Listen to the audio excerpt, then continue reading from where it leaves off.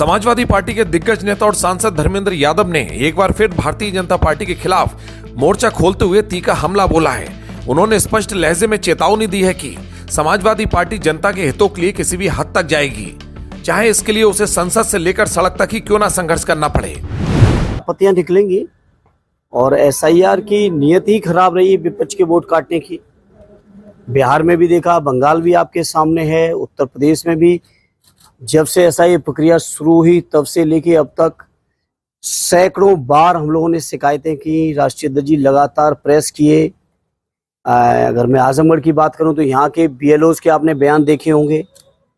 बहुत सारी चीजें हैं, अब करेंगे समीक्षा इसकी। वोटर लिस्ट में धांधली, लोकतंत्र की धज्जियां उड़ा रही है सरकार।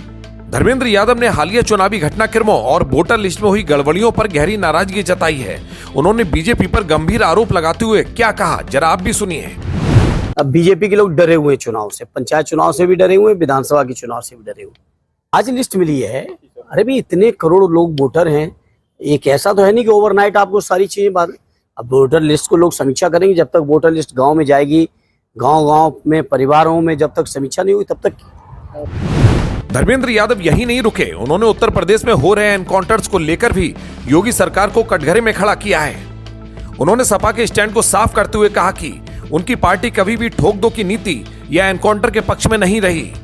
उन्होंने इसे कानून और मानव अधिकारों का उल्लंघन करार दिया है। वो जो लोग कह रहे हैं उनसे कहिए कि अगर ऐसा समाजवादी कहने से हो रहा है तो अपने अधिकारियों पर कार्रवाई कर लें, सरकार तो उनकी है। समाजवादी पार्टी कभी इनकाउंटर के पक्ष में नहीं रही। समाजवादी पार्टी पिछले 9 साल से लगातार इनकाउंटर का विरोध कर रही है और इसलिए वो लोग जो खींच उतारना चाह रहे हैं। धर्मेंद्र यादव के इस आक्रामक रुख ने यूपी की सियासत में हलचल तेज कर दी है। उनके बयानों से साफ है कि समाजवादी पार्टी आने वाले समय में चुनावी धांधली और कानून व्यवस्था के मुद्दे पर सरकार को घेरने के लिए पूरी तरह से तैयार है। लखनऊ से कुमार विकास की एक खास रिपोर्ट।